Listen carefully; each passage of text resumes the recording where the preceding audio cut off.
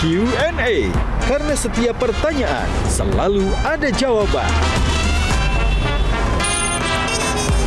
Dipandu oleh Yohana Margareta.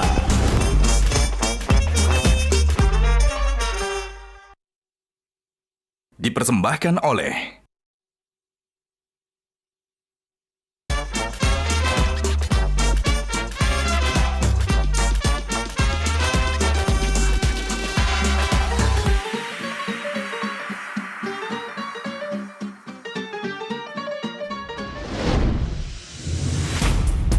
Gajah Duduk dipilih karena sudah lama hadir dalam mewarnai perkembangan berbusana di Nusantara dan telah melekat di hati lapisan konsumen secara turun-temurun. Perkembangan sarung sedemikian pesatnya sehingga sekarang tidak hanya dikenakan oleh pria sebagai outfitnya, karena kain sarung Gajah Duduk menawarkan kenyamanan yang sesungguhnya serta tidak bisa dibandingkan. Hal ini sesuai dengan tagline kita, Legenda Nusantara, bahwa sarung adalah budaya kita, sarung adalah Indonesia.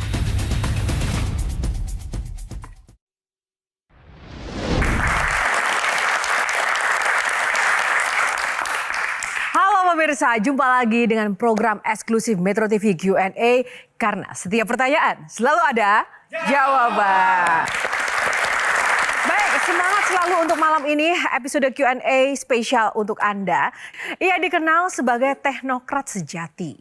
Sebagian hidupnya didedikasikan untuk dunia teknologi, khususnya industri penerbangan Indonesia. Itu kata kuncinya. Apakah Anda sudah tahu? Nah, satu lagi ini, ia suka membaca buku seperti sang ayah yang juga merupakan tokoh bangsa yang sangat legendaris. Meski lahir dan tinggal sekian lama di lain benua, namun cintanya pada Indonesia tak perlu ditanya. Ia pulang dan melanjutkan mimpi sang ayah agar Indonesia bisa membuat pesawat terbang sendiri. Presiden ketiga Republik Indonesia B.J. Habibie nampaknya harus berbangga. Sang putra kini telah melanglang buana turut dalam kontestasi penting dalam pilkada. Mampukah ia jadi pemimpin harapan bangsa? Langsung saja kita akan undang bintang tamu malam ini, Ilham Akbar Habibie.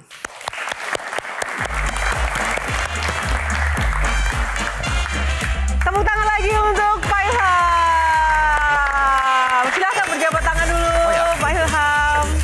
Halo, apa kabar? Gimana? Halo. Boleh kita ngobrol dulu Pak Ilham, tepuk tangan sekali lagi. Sebenarnya masih muda ya, Pak atau Bang atau Mas biasanya nyaman dipanggilnya? Kalau di Jabar, Kang. Kang, oh Kang Ilham. Oke, kita panggil Kang Ilham ya. Oke, Kang Ilham, ini agak menjadi pertanyaan yang mungkin semoga nggak kapok dijawab. Kenapa masuk politik mau sih? Nah, buat saya itu sebetulnya biarpun masa politik, saya tujuannya tetap sama. Apa? Saya pulang ke Indonesia, memang di sini untuk membantu negara bangsa menjadi maju. Oke. Jadi dulu sebagai bisnis atau akademisi atau aktivis selalu dengan tujuan yang sama. Saya cuma pindah jalur, tapi tujuan sama. Nah, salah satu yang menjadi ciri Kang Ilham ini adalah dia selalu on time. Saking on time-nya punya 2 jam yang dipakai sekaligus. Boleh ditunjukkan Kang Ilham? Iya, ini ada satu. Kenapa pakai 2 jam? Kedua. Nah, ini sebetulnya alasnya agak berbeda. Ini adalah jam yang Bapak gunakan tiap hari termasuk waktu Bapak meninggal. Jadi Bapak berpesan kepada saya untuk selalu mengenakan jam ini. Jadi saya mengenakan itu kena Bapak. Kalau ini jam saya memang yang tersambungkan dengan handphone. Jadi bukan saja jam tapi ada juga informasi. Kalau ini memang jam tapi juga sekaligus saya terkenang dengan Bapak. Wow, lengkap sekali, penuh makna. Terima kasih Pak Ilham. Oke, langsung saja silakan duduk. Kita akan lebih banyak lagi menggali. Silakan duduknya di sana. Terima kasih. Baik, kali ini Q&A akan menggali banyak informasi. Kita akan berdiskusi, bertukar pikiran, tanya jawab. Namun ada aturannya, ada 9 box yang nanti akan ada topik-topik di dalamnya. Dan silakan nanti Kang Ilham boleh memilih box mana yang disukai. Kita akan langsung mulai yang pertama, box nomor berapa? 9. Box nomor 9 ya, kita buka box nomor 9. Politik gelitik. Oke. Ya, bicara soal politik, pertanyaannya modalnya apa sih Kang Ilham untuk memajukan bangsa? Kan sudah lama nggak kelihatan sebenarnya masuk di dunia politik, tapi tiba-tiba muncul begitu. Saya kira negara ini kalau mau maju, kita kan punya target yang besar mau menjadi Indonesia emas. Kita lihat contoh-contoh lain negara di Asia misalnya, Jepang, Korea, Tiongkok, mereka itu menjadi maju. Kenapa? Karena industri. Karena industri. Karena industri. Kalau kita lihat ya 30 tahun yang lalu, siapa yang mau beli mobil Cina? Nggak ada. Mocin pun tidak laku dulu karena memang kualitasnya kurang baik. Tapi sekarang, jangankan mobil dan sepeda motor. Kita naik Wush tiap beberapa hari naik Wush, misalnya saya dari Bandung, Jakarta itu kan sering banget. Itu teknologi Cina gitu ya. Dan dulu itu mereka di bawah kita tahun 90-an. Sekarang udah berapa kali di atas kita. Jadi kita melihat di mata kepala kita sendiri dalam generasi kita ini, ya memang kalau kita mau menjadi negara maju, harus pakai cara tertentu. Cara tertentu Bang Hensat, setuju nggak? Saya sih setuju aja, cuma yang saya bingung ngapain masuk lewat jalur susah ya. Kan masuknya lewat jalur pilkada kan. Jalur pilkada di Jawa Barat juga, menurut saya itu masih jauh dari level nasional. Padahal, menurut saya kalau Pak Ilham mau minta jadi menteri pasti dikasih sama Pak Prabowo tuh. Kenapa nggak mau ambil jalur yang lebih mudah, Pak?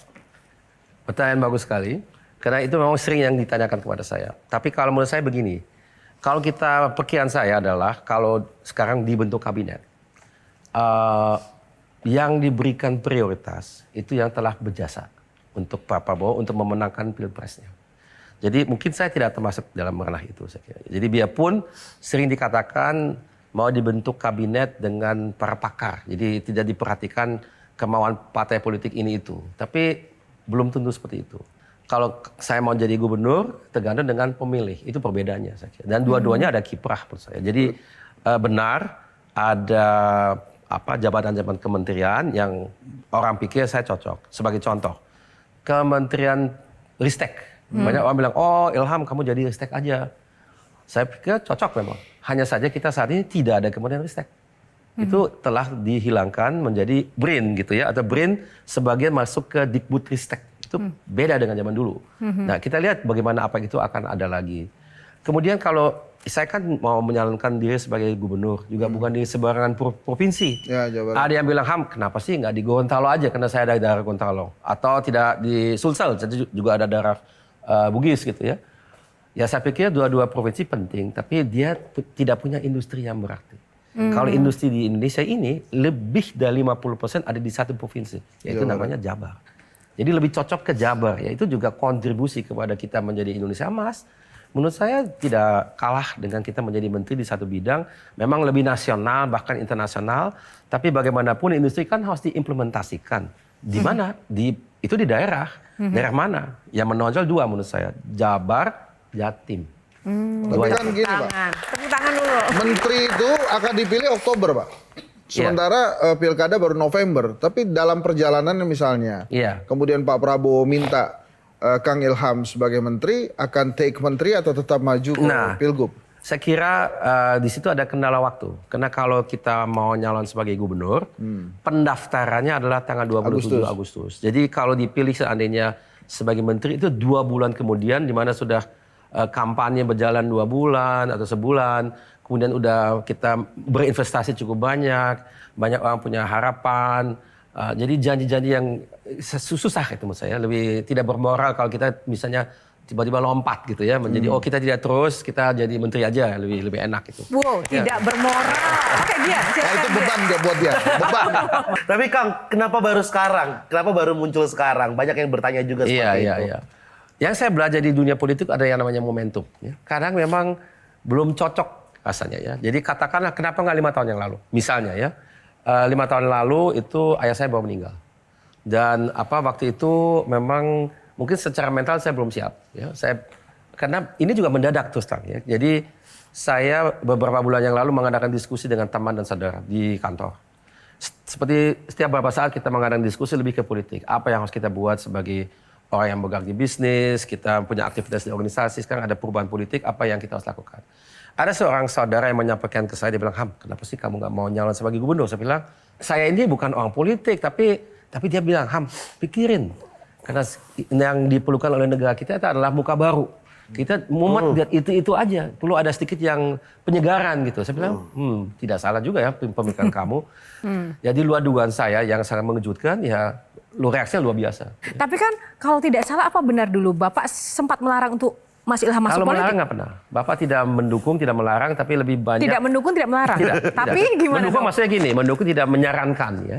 Oke. Jadi saya tidak pernah bertanya, oh saya mau jadi politisi, Bapak bilang nggak mendukung, bukan itu. Ya. Tapi Bapak tidak pernah mengatakan kamu ini harus berpolitik, tidak. Tapi Bapak juga katakan bahwasannya kita kalau sebagai warga bisa saja kita menggunakan jalur kita masing-masing. Bisa sebagai pebisnis, akademisi, aktivis, atau apa saja. Semuanya membantu dalam hal memajukan negara bangsa. Semuanya. Jadi tidak wajib masuk ke dunia politik, tidak wajib masuk ke pemerintahan. Charlie, silakan. Silakan. Justru itu Kang Ilham yang pengen saya tanya. Karena nggak banyak anak yang bisa mengikuti atau menginspirasi layaknya seorang ayah. Ya. Jadi, dan ini terlihat dari pertama tadi Kang Ilham menjawab, jawaban-jawabannya itu mengingatkan kita semua atas statement-statement almarhum Eyang Habibie dulu. Iya. Kenapa akhirnya masuk politik, saya Iya, ini iya. bukan orang politik, dan lain-lain. Iya. Pertanyaannya adalah, apakah itu memang terinspirasi oleh beliau, atau karena ada tekanan, atau itu menjadi beban nggak sih sebetulnya menjadi anak dari seorang presiden nomor 3 Iya. di Indonesia? Yang dicintai dan Yang dihormati, dicintai legendaris dan pula. sangat dihormati. Ya kalau kita lihat diri saya memang nggak bisa melarikan diri dari pengaruh Bapak. Banyak sekali informasi yang saya diberikan oleh Bapak dan Ibu, dan saya banyak sekali belajar dari mereka. Saya dari kecil memang sering dibawa oleh Bapak kemana-mana, tapi saya tidak pernah ada tekanan dari mereka untuk menjadi ini itu ya. Jadi bertemu dengan orang, mereka tahu saya ini anaknya Pak Habibie. Ekspektasinya bisa selangit. Gitu ya. Kalau saya tidak memenuhi ekspektasi tersebut, itu bisa jadi bumerang. Gitu ya. Dan ada juga tidak semua orang berpikir positif. Ini mungkin kebetulan positif ya. Jadi saya jadi ini memang sebagian kena Bapak dan Ibu, tapi sebagian juga kena saya sendiri. Dan ada proses yang dilakukan sendiri Ada juga. proses, harus jelas ada proses, benar. Oke, sedikit saja Kang Maman. Jam tangan ini dipakai oleh Pak Habibie sejak kapan? Yang ini? Iya, Udah lama sekali. udah lama. Artinya kemungkinan 13 November 99 dipakai Pak Habibie. Itu saya tidak tahu. Oke, katakanlah bisa saat itu. Bisa saja. Itu momentum di mana Pak Habibie merasa dipermalukan oleh MPR. Ya. Karena pertanggungjawabannya ditolak. Ya. Padahal keberhasilannya luar biasa. Dolar 16.800-an bisa jadi 7.000, bahkan pernah jadi 6.500. Iya. Nggak dilihat oleh MPR. Iya. Betapa turbulensi politik itu begitu berat. Iya. Siap menghadapi hal-hal seperti itu? Saya kira saya belajar dari contoh Bapak. Saya waktu itu berada dengan Bapak, bukan di samping Bapak, tapi saya di rumah. Terus kemudian apa yang dilalui dan dialami itu kita diskusikan sekeluarga. Saya lihat bahwa Bapak dan Ibu itu mereka tabah sekali. Mereka tahu bahwasannya ini adalah satu hal yang bisa terjadi sebagai orang yang berada dalam dunia politik. Itu katakanlah itu turbulensi politik. Kalau kita naik pesawat, kita siap dengan turbulensi. Jadi kalau kita berharap tidak ada turbulensi, ya kalau kita beruntung tidak ada turbulensi. Tapi kalau ada, ya jangan kita kaget-kaget. Ya, memang itu bagian daripada alam gitu ya. Begitupun juga di politik. Tapi yang penting apa? Kita jangan jadi korban. Korban itu ya menang kalah juga bagian daripada bagian politik gitu ya. Baik, terima kasih. Abad yang lampau tidak ada yang percaya di dunia ini Indonesia bisa buat pesawat. Dia bilang, kalian hanya bisa buat becak aja. Ini negara buruh, petani, tapi kayak gitu nggak bisa. Udahlah, lupakan, kita import aja.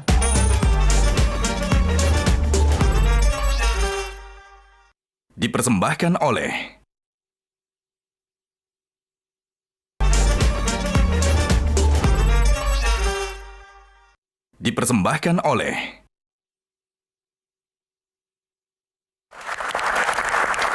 Sebelum kita ulas lebih dalam lagi, kita lanjut dulu. Box selanjutnya nomor berapa? Karena masih banyak box yang menarik, teman-teman. Saya pilih nomor 5. Boleh, box nomor 5. Kita buka dulu box nomor 5. Legacy. Ya. Masih ada hubungannya, Intan silakan. Oke, Kang Ilham, kita pasti dari tadi juga berkali-kali gitu ya menyebut almarhum Eyang Habibie yang pasti tidak terlepas dari bayang-bayang beliau. Kira-kira mungkin apa core values dari beliau yang akan Kang Ilham bawa nih, terutama untuk menghadapi dinamika politik yang mendatang? Oke, salah satu core value adalah daya juang. Ya, kita harus berjuang, harus tidak kenal lelah dan menyerah. Itu penting, saya kira. Ya. Karena siapapun dalam hidup akan mengalami adanya kegagalan pasti. Jadi tidak ada satupun orang yang luput dari itu. Kalau kita berpikir dunia ini sempurna, perfect gitu, nggak ada. Itu cuma ilusi. Tapi kalau kita percaya kepada sesuatu, kita harus benar-benar sampai ke ujungnya kita harus berusaha. Jadi nggak boleh menyerah. Contoh yang konkret adalah kita sama-sama di sini mungkin ingat atau melihat sendiri di TV adanya penerbangan perdana dari pesawat terbang N250. Itu kapan? Tahun 95. Tidak bisa berhasil kenapa? Karena Krismon. Ya. Jadi waktu itu IMF melarang negara kita, pemerintah kita untuk mendanai proyek-proyek seperti N250. Bapak tentunya waktu itu kan menjabat sebagai RI 1. Jadi karena ada yang lebih penting daripada pesawat, yaitu adalah menyelamatkan negara, Bapak harus mengorbankan itu demi negara. Nah, kita lalui turbulensi itu, alhamdulillah menjadi stabil lagi, tapi sayangnya pesawat itu tetap dilanjutkan. Jadi itu nongkrong menjadi mangkrak dan nggak jalan. Bapak ambil inisiatif lagi di umur sudah di atas 70, mulai lagi dengan pesawat namanya R80. Nah, R80 itu kita, jadi saya dan Bapak itu, Bapak mendirikan perusahaan, saya ikut di situ. Kita membiayai itu dengan uang kita sendiri. Gitu. Ada yang memang berinvestasi ke situ, tapi tidak banyak. Banyakkan dari kita sendiri. Nah, itu bayangkan, kita udah coba sesuatu, itu gagal karena masalah politik, masalah yang lebih besar daripada pesawat. Nah, sampai dengan Bapak wafat, kita masih menjalankan itu. Berarti apa? Tidak menyerah kan? Karena kita percaya kepada itu. Jadi nggak boleh cepat kita, kalau kita percaya kepada sesuatu dan kita rasakan benar, perlu untuk kita, untuk negara, bangsa, ya kita harus tetap terus ke situ. Nah, tapi memang prioritas negara kita itu memang belum sampai pada fokus di industri penerbangan ya, Bang Ilham? Industri penerbangan ini adalah satu contoh sebetulnya. Kebetulan ini adalah salah satu industri yang paling kompleks. Bayangkan kita mempunyai produk yang secanggih N250 atau R80. Itu sebetulnya adalah satu bukti bahwasanya kita sebagai negara dan bangsa mampu membuat sesuatu yang kompleks. Kalau kita putar kembali roda waktu kita ini, katakanlah 50 tahun yang lalu. Dulu tahun 70-an, abad yang lampau, tidak ada yang percaya di dunia ini Indonesia bisa buat pesawat. Dia bilang, kalian hanya bisa buat becak aja. Ini negara buruh, petani, tapi kayak gitu nggak bisa. Udahlah, lupakan, kita import aja. Nah sekarang kita paling tidak percaya, kan kita bisa kok. Asal dikasih kesempatan. Nah, tapi tunggu Mas Ilham, satu lagi nih yang paling penting. Yang fokus dengan mimpi seperti ini tuh apakah hanya Habibie dan family atau mungkin di luar sana ada? Oh, banyak. Banyak ya, sekali. sebenarnya banyak ya? Banyak sekali yang boleh dikatakan percaya kepada visi ini. Terutama orang-orang yang memang bekerja di perusahaan-perusahaan seperti ini dan orang-orang yang dididik seperti ini. Gitu. Karena kalau kita tidak pernah mengalami ini, mungkin kita memang tidak tahu. Jadi nggak bisa disalahkan. Oh, ini salah satu legacy tadi ya? Legacy dari itu banyak sekali Bapak. ya. Banyak sekali yang dikirim ke luar negeri atau juga dapat beasiswa. Dia bekerja di dunia ini, mereka percaya. Tapi kan itu bukan mayoritas. Betul sekali. Silakan. Gini, Kang Ilham nggak di dalam ranah politik aja. Tantangannya udah sedemikian banyak. Nah ini masuk ke ranah politik.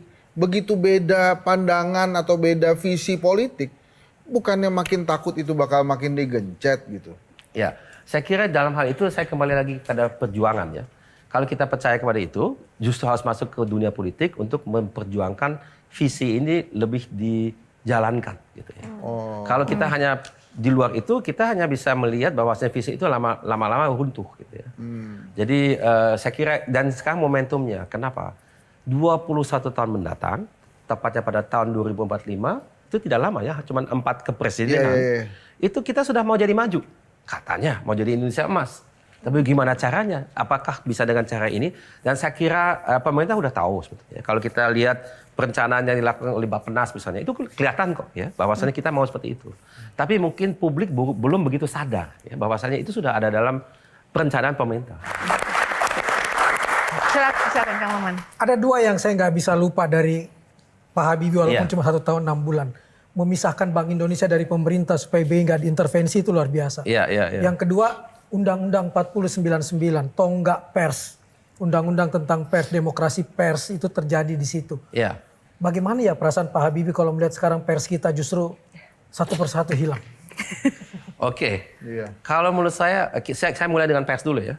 Memang atau prinsip Bapak itu adalah Bapak melihat bahwasannya kita sebagai negara hanya bisa melalui badai yang luar biasa yang kita alami pada tahun 98-99 dimulai dengan satu krisis moneter menjadi krisis politik hanya kalau kita melakukan demokratisasi. Sebagai contoh pembanding, banyak demokratisasi dan desentralisasi. banyak negara lain kayak yang memang dia mau melakukan itu, dia pecah. Kayak Uni Soviet, pecah. Yugoslavia pecah. Kita tidak pecah. Karena kita juga bukan saja melakukan demokratisasi, tapi juga desentralisasi. Kemudian juga pers juga harus desentral, maksudnya tidak di bawah kekuasaan, dia harus bebas. Kalau dalam teori kemasyarakatan kan ada yang quintuple helix ya. Itu independen kan, ada pemerintah, bisnis, akademia, organisasi kemasyarakatan, profesi, dan ada yang kelima media.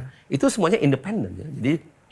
Jadi dengan adanya, sebutlah itu sebagai desentralisasi, itu dalam demokrasi kan ada yang namanya check and balance ya. Jadi itu berlaku baik untuk bank sentral.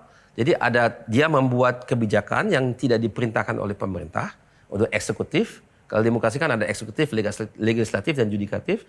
Ini di luar itu ya. Jadi dia bisa independen dan oleh karena itu membuat keputusan-keputusan yang rasional gitu ya. Jadi jangan dipolitisir. Begitupun dengan pers ya.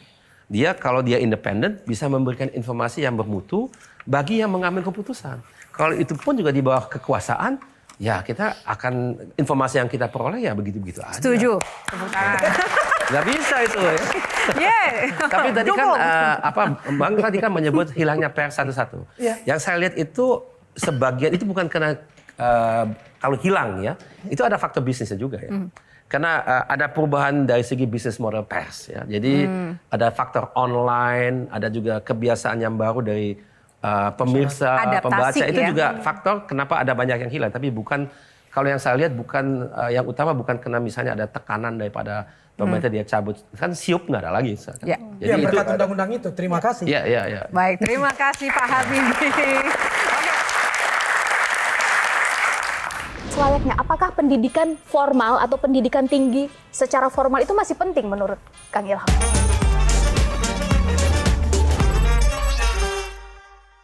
Dipersembahkan oleh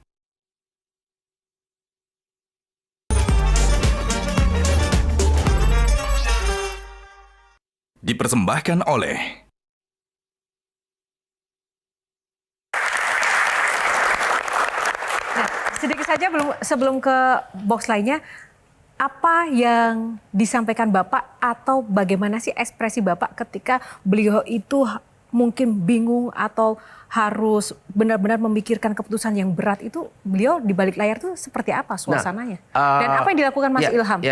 Kita waktu itu saya ingat sekali ada diskusi menit. Saya diskusi dengan Bapak, kenapa itu dilakukan? Bapak bilang begini, Ham, kamu harus mengerti. Kalau saya tidak lakukan, percaya sama saya, setelah saya nggak ada yang berani, cuman saya aja. Dilakukan. Dan dia bilang ya itu bisa berakibat negatif. Ya biarlah, nggak apa-apa. Yang saya harus lakukan yang benar. Terus Kang Ilham? Ya saya bilang ya saya mendukung dong. Ya. Itu kan Bapak yang membuat keputusan ya. Jadi ya Bapak tahu konsekuensinya seperti apa. Tapi Bapak bilang ini benar, saya tidak peduli mengenai populer atau tidak. Kalau saya tidak memutuskan itu, untuk selamanya kita akan ada beban itu. Karena kita dulu mungkin tidak begitu ingat ya, tapi dulu diserang kiri kanan, Indonesia nggak boleh ini. Sekarang kita kayak dalam bahasa Inggris poster boy. Kita udah nggak ada lecet sama sekali. Kita menjadi contoh baik sebagai demokrasi karena tidak ada beban sama sekali. Tapi bayangkan kita masih ada tim-tim yang sekarang menjadi negara independen, itu buat kita beban besar. Nah, boleh dibagi ilmu dong. Apa value yang didapatkan oleh Mas Ilham sebagai saksi dari seorang Pak Habibie yang mengambil keputusan besar seperti itu? Yang saya tadi bilang itu, kita harus berani membuat keputusan yang tidak populer dan menerima konsekuensinya. Baik, terima kasih. Kita lanjut dulu. Kang Ilham, pilih box nomor berapa? 8. Kita buka box nomor 8. Jangan ya, Dek. Jangan ya, Dek. Nah, teman-teman, kali ini kita mau sedikit peregangan ya. Saya ingin teman-teman boleh bangkit berdiri untuk berbaris, termasuk Mas Ilham. Mas Ilham nanti boleh di bagian paling belakang. Silakan. Kita mulai dari Bang Hensat di urutan depan. Sesuai umur, paling tua. Oke. Baik, langsung saja. Bang Hensat. Influencer pergi ke IKN, saya pikir mau tinggal di sana. Taunya cuma mau piknik. Jangan ya, Dek ya. Mau bikin pesawat dalam negeri tapi tidak mau berkontribusi. Jangan ya, Dek ya. Kang Maman. Katanya hakim itu pengadil, tapi kok nggak adil? Jangan ya, Dek ya. Membantu orang lain, tapi orang yang dibantu malah lebih ngegas. Jangan ya, Dek ya. Gua pikir alasan nggak ke sekolah karena hujan itu cuma anak kecil. Ternyata presiden juga. Jangan ya, Dek.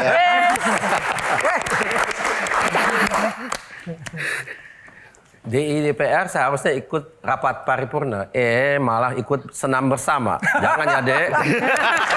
Tepuk tangan, terima kasih Pak Nelly. Silakan duduk di tempat masing-masing lagi. Kok bisa pas gitu ya dapatnya DPR? Karena kalau kita nggak berani takutnya. Aduh. Baik, kita akan langsung lanjut ke box selanjutnya. Pilih nomor berapa, Kang Ilham? 3. Box nomor 3. Data pribadi. Oke. Saya mau tanya Kang Ilham, selain Bapak, ada nggak sih sosok yang menjadi inspirasi dalam hidup ini? Banyak. Oke, yang benar-benar di look up to gitu. Look up to ya. Ada beberapa sosok ya, misalnya tergantung dengan bidang gitu ya. Ada bidang agama, ada bidang keilmuan, ada bidang bisnis gitu ya. Kalau tokoh bangsa? Tokoh bangsa. Saya banyak baca ya, saya suka banyak baca. Saya tidak mengenal yang bersangkutan, tapi saya kira itu memang Bung Karno itu luar biasa. Ya. Dan beberapa tokoh juga kayak Bung Hatta, memang sebagai pendiri, kalau kita tahu latar belakang mereka masing-masing, mereka sangat instrumental dalam gerakan kemerdekaan sewaktu kita masih di bawah Belanda. Itu sangat-sangat inspiratif. Oh ya, Bung Karno dan Habibie ya, luar biasa ya, tokoh nasional kita pun juga sangat menghormatinya. Nah, Gian, terkait dengan data pribadi, silahkan dikulik-kulik apa yang bikin penasaran Gian terhadap sosok Kang Ilham ini. Bagaimana sosok Kang Ilham melihat, kan Eyang tuh sangat fokus dengan dunia pendidikan, ada yayasan pendidikan juga. Melihat dunia pendidikan Indonesia ke depannya. Iya, saya kira kita memang hidup dalam satu zaman di mana ada banyak perubahan. Yang perubahan itu dicetuskan oleh manusia sendiri melalui pengembangan beberapa teknologi yang saya kira ada dampak luar biasa kepada dunia pendidikan. Yang kita mungkin ada dalam benak kita saat ini itu terutama dengan artificial intelligence itu ya, atau kecerdasan buatan. Itu akan punya dampak besar kepada mindset kita dan juga kepada keinginan banyak orang untuk belajar gitu ya. Dampak besarnya lebih banyak dampak manfaat atau mudaratnya? Kalau menurut saya itu dua-duanya bisa terjadi. Susah dikatakan yang mana yang lebih besar. Tapi teknologi baru itu selalu dengan dua-duanya gitu ya. Jadi kita sebagai negara harus memastikan bahwasanya alat itu memang jangan menggantikan, tapi dia kayak alat bantu, tetap. Jadi menjadi kayak amplifikasi daripada apa kita lakukan. Ya, jangan menjadi pengganti. Gitu ya, kemarin saja kita sudah diingatkan dengan kasus kebocoran data ya, data pribadi itu juga bagian dari perkembangan teknologi. Nah itu gimana menurut Anda? Nah kebocoran data itu kecelakaan. Ya, jadi memang ada peraturan untuk berkelakuan dengan baik itu sebetulnya sudah ada, tapi tidak dipatuhi. Ya, jadi di sini kan kalau saya boleh gambarkan kasusnya, ini kan kebocoran data itu terjadi karena ada yang menyerang gitu ya, dia membuat itu. Tapi proteksi itu juga sebetulnya sudah ada, tapi mungkin tidak cukup. Kesalahannya fatal itu adalah bahwasannya tidak ada backup gitu ya. Jadi kalau kita, padahal SOP, Standard Operating Procedure itu mengharuskan ada backup. Kalau karena tidak ada backup ya benar-benar ada yang menderita sekali. Tapi itu nggak boleh terjadi karena tidak patuh kepada peraturan. Gitu. Shelly. Kang Ilham, menarik sekali penjelasannya. Saya ingin nyambung sedikit aja. Ada istilah di Barat sekarang mengatakan education without wall. Jadi sekarang pendidikan itu tanpa batas, borderless. Badan kita boleh sekarang ada di Indonesia, tapi one click we can connect to 1,000 of people, one click we can share and get 1,000 of information. Satu kali klik jarak ruang waktu jadi nggak ada lagi arti. Dilalahnya itu terjadi pada generasi kami pasca 2019. Dengan kata lain, proses terbentuknya karakter kami ini betul sekali itu. Mulai berubah, Kang. Nah, Gen Z maksudnya. Gen Z. Gen Z, ya. Oh, Gen Z. Gen Z juga. Itu kolonial bukan milenial aja. Dalam pandangan Kang Ilham, karena tadi di awal sudah menyebut 2045. Apa tantangan kami ini dan apa yang harus kami lakukan sebagai Gen Z, generasi muda untuk menghadapi itu agar proses pendidikan itu tetap selayaknya? Apakah pendidikan formal atau pendidikan tinggi secara formal itu masih penting menurut Kang Ilham? Kalau menurut saya masih penting, mungkin bentuknya berbeda gitu ya. Gen Z punya satu hal yang berbeda dengan milenial, yaitu waktu dalam fase pembentukan karakter mengalami pandemik COVID, di mana nggak boleh berjumpa dengan siapa-siapa, kita benar-benar terisolasi, hanya bisa berinteraksi dengan kebanyakan orang melalui online. Ya. Itu dalam fase pembentukan karakter. Di lain pihak kita juga lihat ya, ada kan tema besar saat ini depresi Gen Z. Ya. Kita ini dibanjiri dengan begitu banyak informasi dan komunikasi secara digital dan virtual. Kita apa yang harus kita punyai? Satu, kita harus punya daya kurasi. Ya. Yang mana informasi benar, yang mana yang tidak benar. Kalau tidak ya sama dengan apa kita misalnya kita mau mendapatkan informasi tapi nggak bisa baca dan tulis, nggak bisa. Itu yang mendasar itu harus ada. Gitu ya. Literasi yang dasar itu. Oke. Itu hanya dapat lewat pendidikan.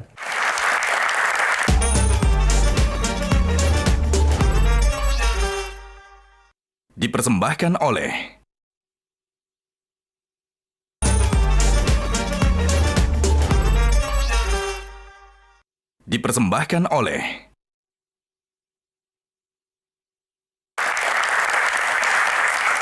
Kang, silakan. Boleh apa yang harus dilakukan oleh generasi kita Gen Z? Wah, ya. boleh. Nih, pertanyaan 1, 2, 3 ya. Kalau Ini juga Kang Maman lebih ke tepatnya.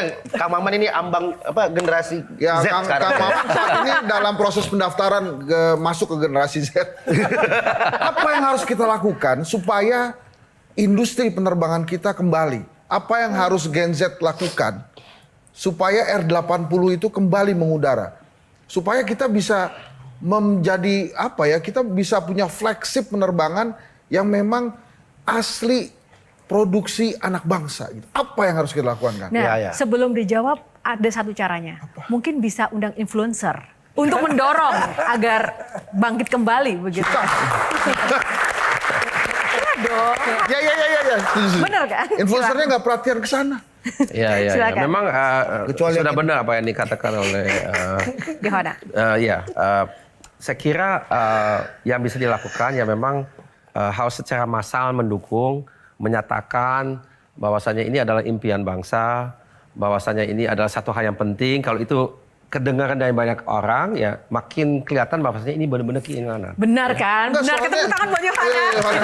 Benar itu ya. Karena kan tadi Kang Ilham bilang dari Pak Habibie kalau nggak kita pasti nggak ada lagi yang ngurus. Dan ternyata tepat itu kan sekali. benar kan? Bapak juga seringkali menyatakan kalau kita tidak mengembangkan negara bangsa kita siapa lagi?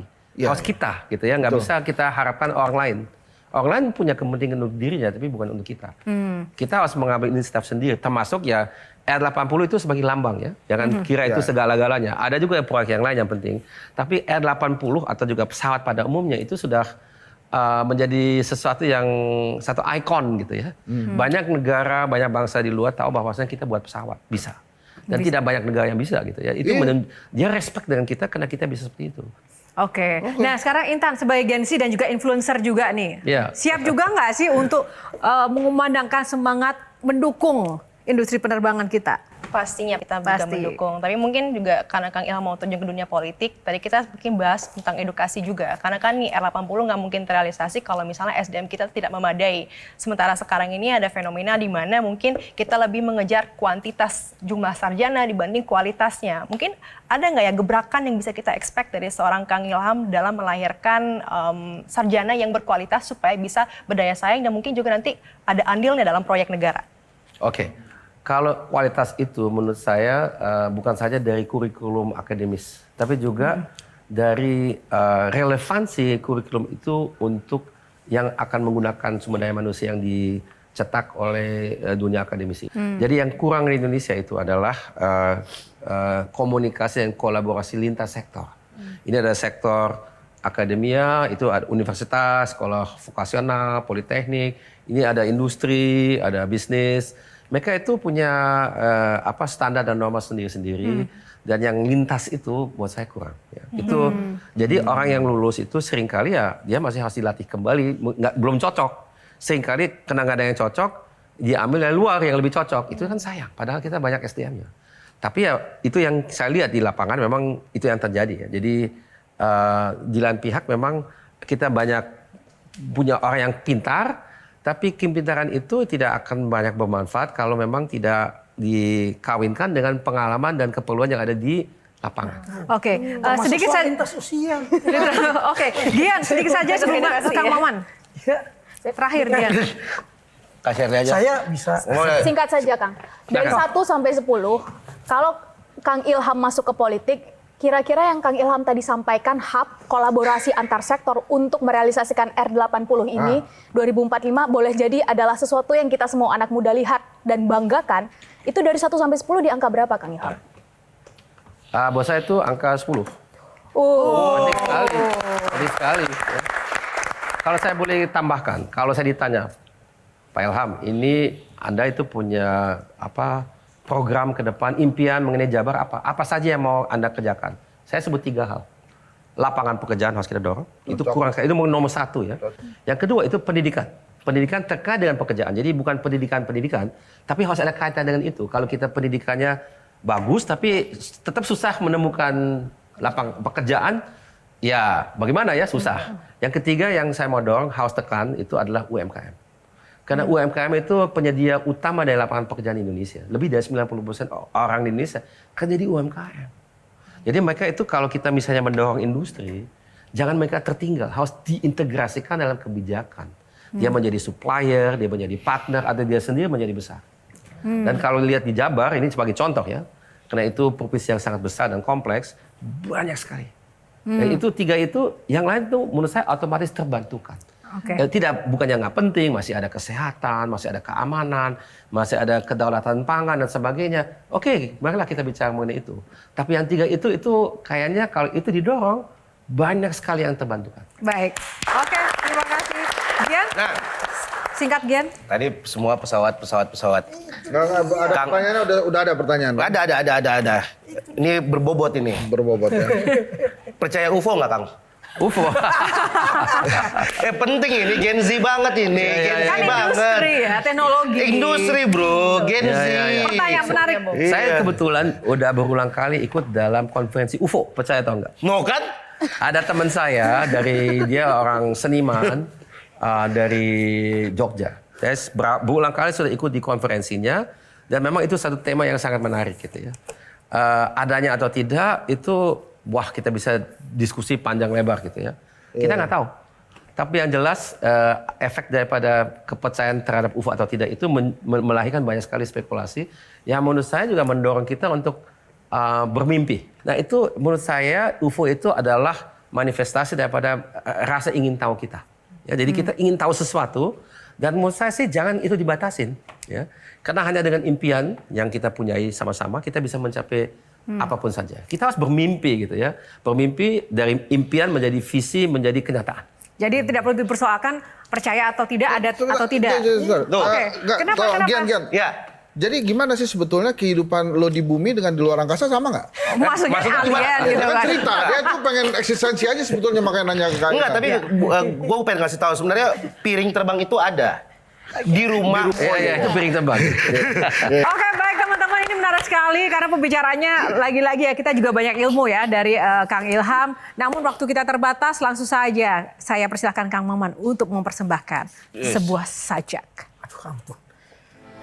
11 September 2019 Pak Habibie wafat. 3 hari kemudian di tempat ini, di studio ini, kami melepas Pak Habibie dengan acara catatan sang teknokrat waktu itu. Dan saya diminta untuk membuat puisi untuk Bapak. Kau lipat kertas putih itu hati-hati. Sudut-sudut kau bentuk, kau jadikan pesawat, lalu kau lambungkan ke langit tinggi. Dan berjuta anak negeri lambungkan cita-citanya ke langit tinggi. Aku ingin seperti Habibie. Tak lantas buatmu melambung, lupa daratan, melayang-layang. Labuhkan hatimu tetap satu di bumi. Ainun. Tak perlu yang sempurna, cukup temukan yang selalu membuatmu bahagia. Membuatmu berarti lebih dari siapapun. Tutur Habibie. Cinta sejati berbalas sehati. Ainun menatap sang pemilik sepasang mata bola itu. Ruth. Kamu orang paling keras kepala, orang paling sulit yang pernah aku kenal. Tapi jika aku harus mengulang hidupku, aku akan tetap memilih kamu. Sepasang itu satu menyatu, abadi, hingga goresan penghabisan sekali. Dulu katamu Habibie, mati aku takut sekali. Kini tidak lagi. Karena yang pertama akan temui aku di pintu abadi, buku dan Ainun kekasih hati. Sepasang kekasih kini berbaring bersebelah, mengakhiri kisah mengekalkan kasih. Pesawat itu telah terbang tinggi, berlabuh abadi. Habibi, selamat jalan. Kami semua menunggu giliran. Terbang, terbanglah kekasih, bersua terkasih. Terbang, terbanglah kekasih, berlabuhlah di pelukan Sang Maha Kasih. Habibi. Terima kasih Kang Maman. Silahkan closing statement, Kang Ilham. Saya kira yang saya selalu tekankan kepada generasi yang sangat muda, itu adalah kita harus punya PD. Percaya diri. Percaya diri. Jadi jangan kita minder gitu ya. Nggak bisa ini, nggak bisa itu. Oh nggak mungkin kita seperti ini. Itu yang saya, itu kalau saya boleh kutip Bapak lagi ya, karena ini kan banyak dari Bapak ya. Kita banyak tahu mengenai ucapan Bapak terhadap satu negara yang dekat di sini, kita kenal sebagai Singapura. Di Singapura itu orang tahu bahwasanya istilah red dot itu lahir dari Bapak. Bapak yang mencetuskan red dot. Singapura dalam bahasa Inggris ya, maaf. Singapore is just a red dot on the map. Singapura hanya titik merah di atas peta dunia. Banyak orang tidak tahu bahwasanya itu bukan mau cemooh Singapura. Tapi justru mau kritik, otokritik kita.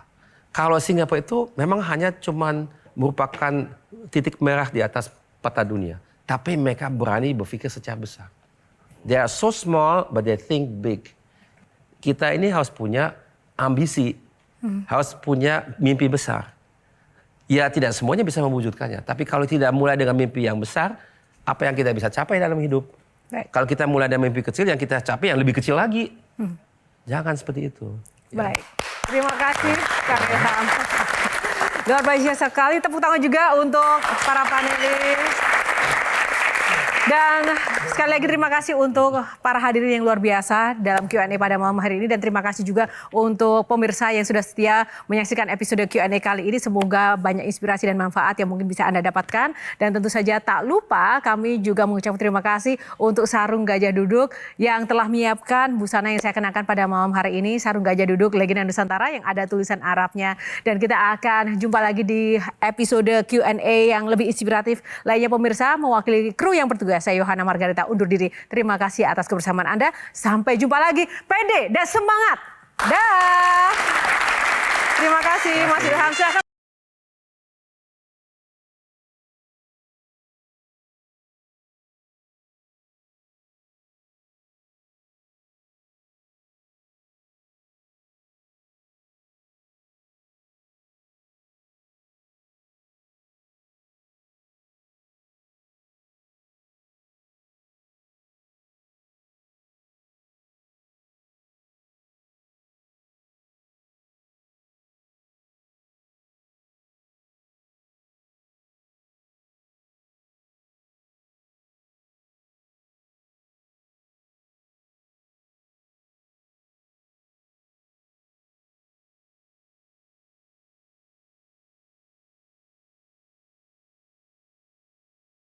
Jelajahi cara baru mendapatkan informasi. Download Metro TV Extend sekarang.